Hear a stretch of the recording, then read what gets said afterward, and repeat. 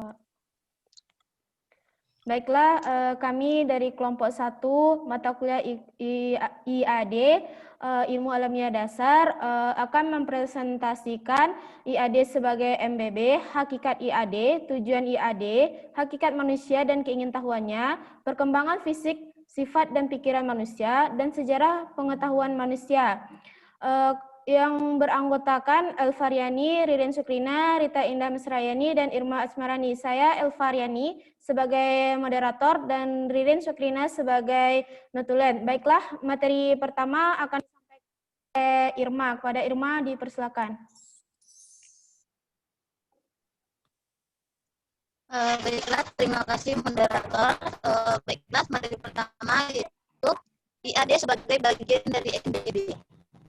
Hardini dan kawan-kawan 2014 menyatakan bahwa berdasarkan SK Dirjen Dikti Diknas RI nomor 44 Dikti Cap 2006, ilmu alamiah dasar juga merupakan salah satu komponen dari kelompok mata kuliah kehidupan bermasyarakat.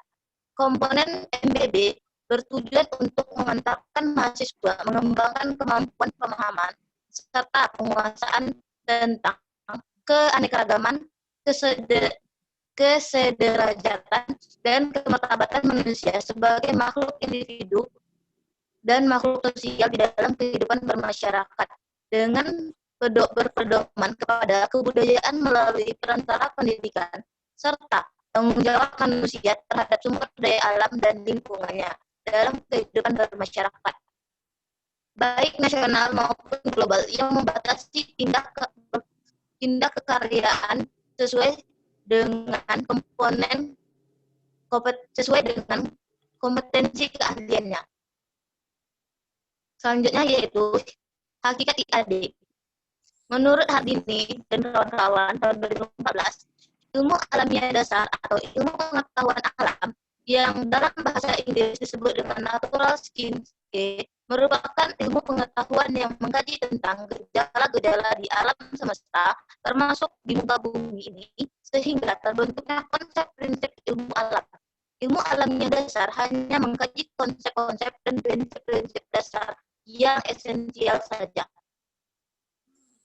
Menurut Halil 2016, IAD merupakan sebuah ilmu yang mengkaji tentang gejala alam semesta, termasuk yang terdiri di muka bumi ini.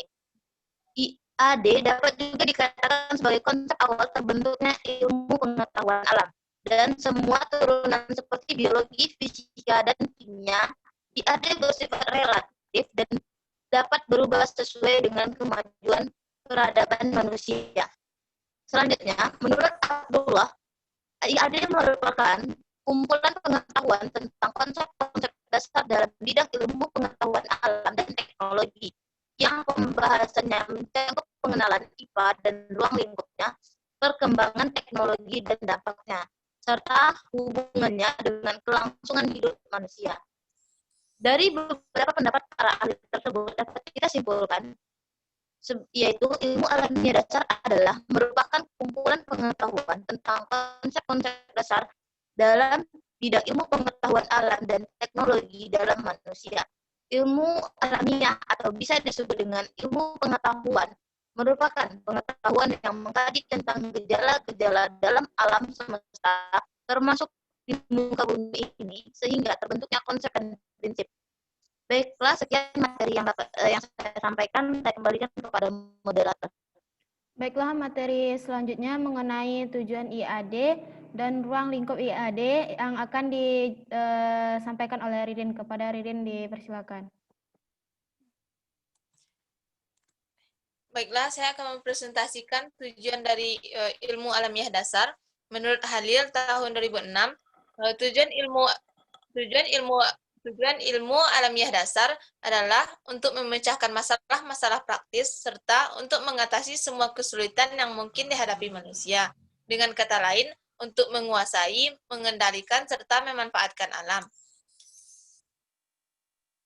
Selanjutnya, menurut Hartoyo tahun 2018, tujuan mempelajari IAD itu agar mahasiswa memahami perkembangan penalaran manusia terhadap gejala-gejala alam sampai terwujudnya metode ilmiah yang merupakan ciri khusus dari ilmu pengetahuan alam.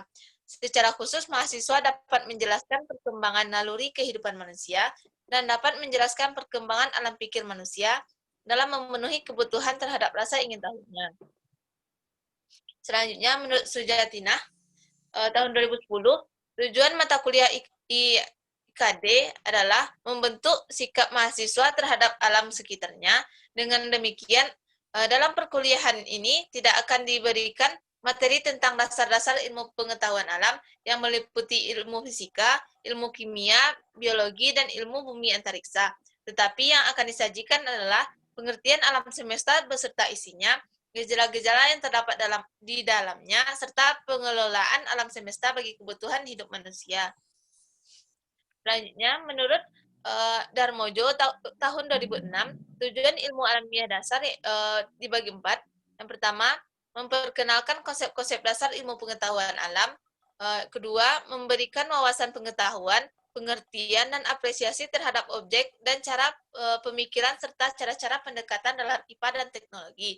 3. Memberikan bekal untuk memanfaatkan bahan dan cara pemikiran, cara-cara pendekatan, dan hasil-hasil dalam IPA dan teknologi. 4. Mengembangkan interaksi dan selaras dan disiplin-disiplin ilmu ekstrakta maupun non-ekstrakta. Selanjutnya, menurut SK Dirjen Dikti Depdiknas RI nomor 44 Dikti Kep nomor 2006, ilmu alamiah dasar bertujuan bersikap demokratis, berkeadaban, dan menjunjung tinggi nilai kemanusiaan, bermartabat, serta peduli terhadap pelestarian sumber daya alam dan lingkungan hidup. 2. Memiliki kemampuan untuk menguasai dasar-dasar ilmu pengetahuan, teknologi, dan seni. 3. Ikut berperan mencari solusi pemecahan masalah sosial budaya dan lingkungan hidup secara arif. Jadi kesimpulan tujuan mempelajari IAD yaitu memberikan konsep dan gambaran mengenai ilmu pengetahuan alam kepada manusia supaya mereka mengenal dan lebih mengetahui tentang alam semesta.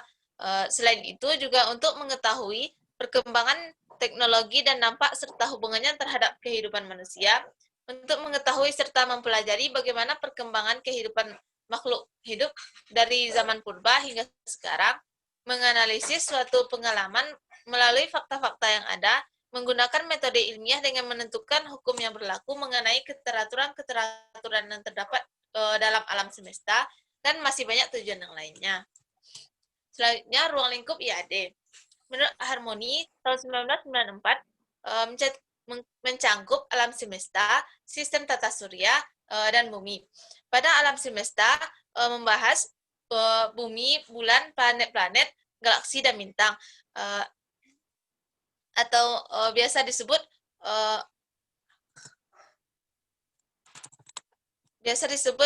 pembahasan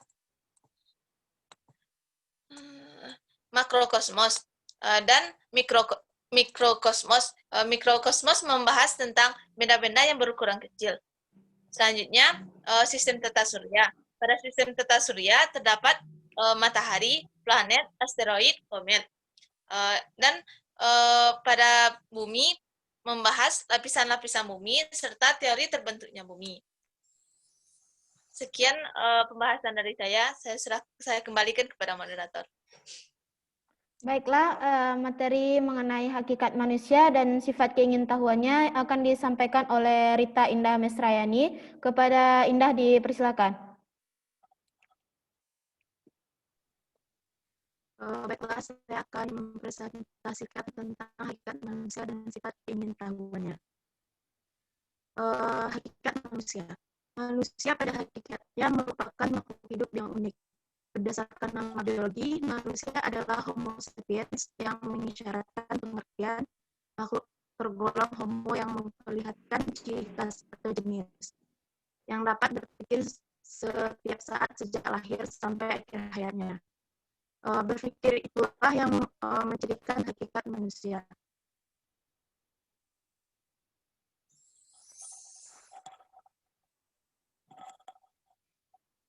Kemudian hakikat manusia yaitu manusia sebagai makhluk yang kuat.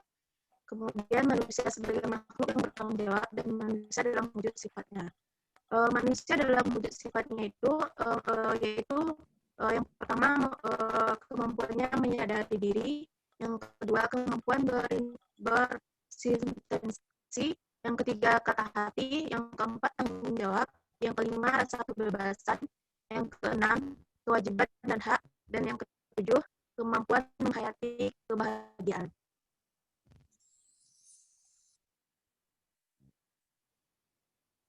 Kemudian sifat keingintahuan manusia.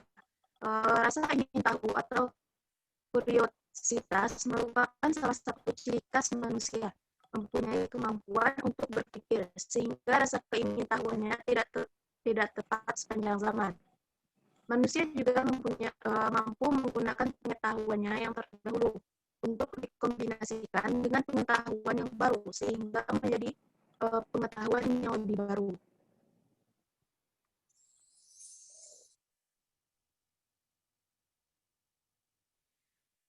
Ilmu pengetahuan juga berkembang sesuai dengan zamannya dan sejalan dengan cara berpikir dan alat bantu yang ada pada saat itu.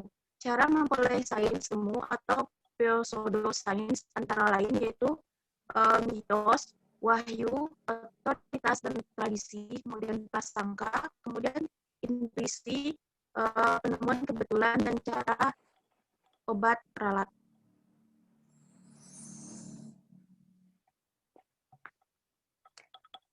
Baiklah, materi mengenai perkembangan alam Sekian materi dari saya, pikiran. terkembalikan ke moderator.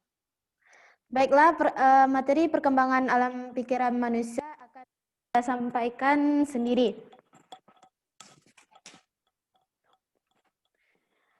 Menurut Hardini Putri, tahun 2014 mengatakan bahwa perkembangan alam pikiran manusia itu, yang pertama, perkembangan alam pikiran manusia dilahirkan sejak dilahirkan sampai akhir hayat.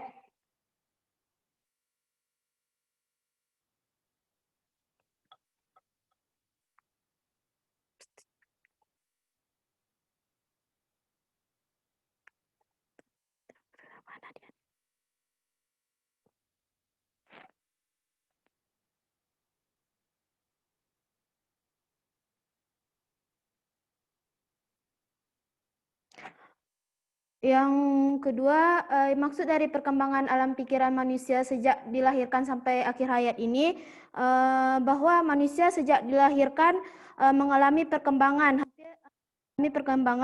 hampir berupa dari zaman ke zaman. Ketika bayi tumbuh menjadi anak kecil yang mulai mengamati lingkungan, muncul beberapa pertanyaan di dalam pikirannya. Untuk menjawab pertanyaan yang muncul di dalam pikiran itu, ia akan mengamati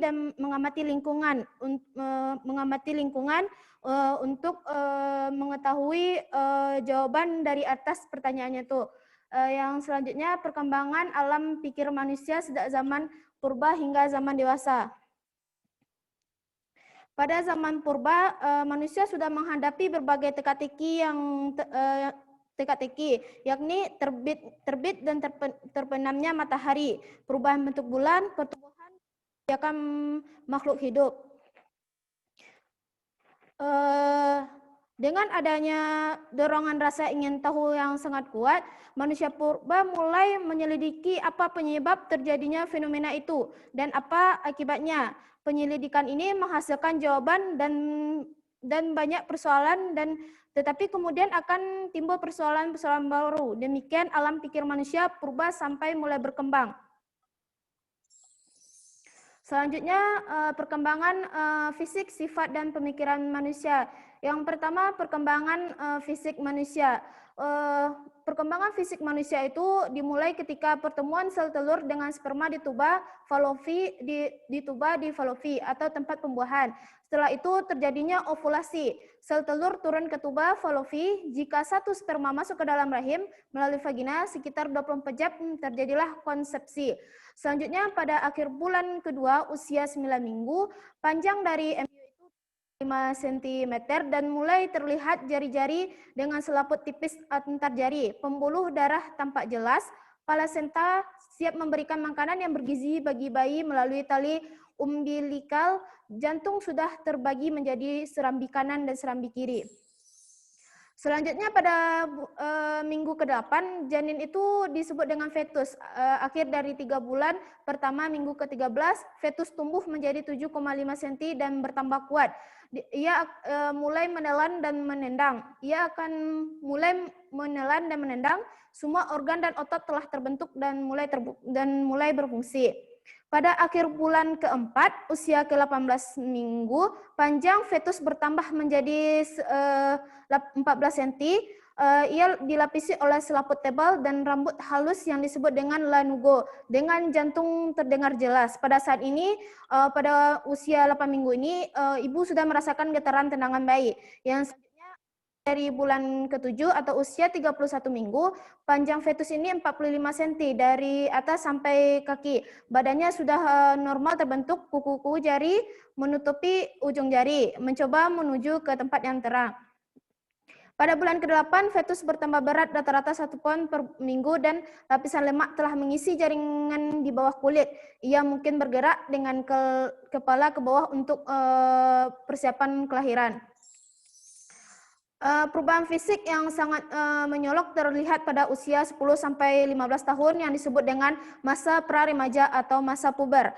Pada masa remaja perempuan, perubahan yang terjadi ialah payudara membesar, kadang disertai rasa nyeri atau tidak sama besarnya tumbuhnya. Hal ini normal adanya. Selain yang terlihat di luar, perubahan juga terjadi di dalam tubuh. Kelenjar-kelenjar di otak mengeluarkan zat kimia yang disebut dengan hormon. Hormon inilah mempengaruhi perubahan alat reproduksi dari anak menjadi remaja. Yang selanjutnya, pada remaja laki-laki, perubahan fisik yang terlihat yaitu kelenjar prostat dan seminal, uretra atau saluran kencing, testis, buah zakar dan penis juga tumbuh besar dan mulai mengeluarkan cairan yang diperuntukkan sebagai tempat berkembangnya sperma. Aisyah DKK 2015, perkembangan tercepat terjadi itu pada setelah kelahiran sampai remaja. Perubahan fisik yang sangat nyata terjadi pada masa pubertas yang ditandai adanya tanda kedewasaan berupa tumbuhnya rambut pada daerah tertentu dan fungsi organ-organ reproduksi. Perkembangan pengetahuan pada manusia sangat dipengaruhi oleh perkembangan pengetahuan semasa anak-anak berupa bimbingan baik orang tua dan lingkungan, terus akan terbawa sampai dewasa. Sampai usia 2 tahun, perkembangan kecerdasan sangat cepat dari belajar, makan, berbicara, dan berjalan. Pada usia 2-7 tahun, rasa ingin tahu akan makin besar. Masa remaja merupakan masa pertentangan dengan orang dewasa karena selalu berusaha untuk memposisikan diri sebagai orang dewasa walaupun secara emosional belum menandai. Selanjutnya usia 30 tahun mulai dapat mengendalikan diri dan mampu menempatkan diri sebagai individu yang bertanggung jawab. Yang selanjutnya perkembangan sifat dan pemikiran manusia. Yang pertama yang dibagi menjadi 5 tahap. Yang pertama masa bayi 0-2 tahun. Masa bayi atau menurut psikolog disebut dengan periode sensorimotorik. Pada periode ini perkembangan kecerdasan bayi sangat cepat. Ia mulai belajar makan, berjalan, berbicara, dan mengikatkan diri pada orang lain. Dengan gerakan-gerakan anggota tubuhnya, ia belajar memadukan keterangan-keterangan melalui semua alat inderanya. Pada masa kanak-kanak 3-5 tahun disebut dengan masa periode praoperasional dengan kisaran usia 3-5 tahun. Pada periode ini keingintahuan sangat besar sehingga banyak yang menyebutnya masa ini sebagai masa bertanya. Pada masa ini pengungkapan sering menggunakan lambang-lambang seperti bermainan mobil-mobilan dengan garansi menggunakan kotak kosong. Selanjutnya masa usia sekolah atau 6-12 tahun. Masa ini disebut dengan periode operasional nyata. Pada periode ini anak sangat aktif ditandai dengan perkembangan fisik dan motorik yang baik. Masa remaja 13 tahun sampai 20 tahun disebut dengan periode operasional formal.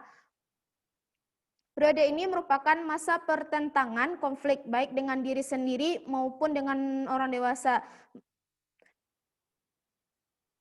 Yang selanjutnya masa dewasa. Pada masa dewasa ini ditandai dengan kemampuan individu untuk berdiri sendiri. Dewasa ini seseorang sudah mampu mengendalikan perilakunya dengan baik dan menempatkan dirinya sebagai anggota dalam kelompok serta bertanggung jawab. Selanjutnya, sejarah pengetahuan manusia. Menurut Dewiki mengatakan bahwa sejarah mulanya pengetahuan manusia itu dibagi beberapa zaman. Yang pertama zaman mitos, zaman purba, dan zaman Babilonia, dan zaman pertengahan hingga zaman modern. Yang pertama, zaman mitos. Pada zaman ini, perkembangan rasa ingin tahu manusia ialah keinginan untuk memenuhi kebutuhan non-fisik atau kebutuhan alam pikirannya. Pada zaman mitos ini terbagi menjadi tiga macam, yaitu mitos sebenarnya dan mitos legenda. Yang selanjutnya zaman purba. Pengetahuan yang dikumpulkan pada zaman purba berasal dari kemampuan untuk mengamati, membeda-bedakan dari hasil percobaan yang sifatnya trial dan error. Semua pengetahuan yang diperoleh diterima begitu saja tanpa mencari tahu sebab akibatnya. Pada saat manusia mulai memiliki kemampuan menulis, membaca, dan berhitung, maka pengetahuan yang terkumpul dicatat secara tertib dan berlangsung terus-menerus. Yang selanjutnya zaman Babilonia. Pada zaman ini pengetahuan orang-orang Babilonia setengah berasal dari hasil pengamatan maupun pengalaman, namun setengahnya berupa dugaan, imajinasi, kepercayaan, dan mitos. Pengetahuan semacam itu dapat kita sebut sebagai pseudo-sains, yang artinya mirip sains tapi bukan sains. Selanjutnya zaman pertengahan. Perkembangan ilmu selanjutnya terjadi pada perkembangan ilmu pengetahuan selanjutnya terjadi dan berkembang di Timur Tengah pada abad pertengahan yang diperkasai oleh bangsa Arab. Banyak peninggalan pengetahuan bangsa Yunani yang diterjemahkan ke dalam bahasa Arab dan tulis dalam buku serta dipakai sebagai acuan pada dunia Islam dan Eropa. Pada zaman ini juga banyak dikembangkan metode dan eksperimen yang memungkinkan perluasan bidangan kedokteran, farmasi, astronomi, kimia, dan biologi. Penemuan penting yang digunakan sampai saat ini adalah penemuan penulisan bilangan angka Arab dan desimal yang memunculkan ilmu aljabar. Yang selanjutnya, pertemuan di zaman modern. Zaman ini mulai pada abad ke-15 karena banyak penemuan yang mengubah pola pikir sebelumnya, terutama dengan penemuan empiris yang didukung oleh alat bantu yang lebih baik. Perubahan pola pikir yang sangat radikal ialah perubahan paham geosentris menjadi heliocentris yang sangat bertentangan dengan paham dan kepercayaan maupun kekuasaan saat itu. Baiklah, itulah materi mengenai IAD sebagai MBB dan tujuannya, hakikat IAD dan hakikat manusia dan keingintahuannya, dan perkembangan fisik, sifat, dan pikiran manusia. Baiklah, demikian presentasi kami pada hari ini. Jika ada kekurangan kami mohon maaf. Assalamualaikum warahmatullahi wabarakatuh. Waalaikumsalam warahmatullahi wabarakatuh.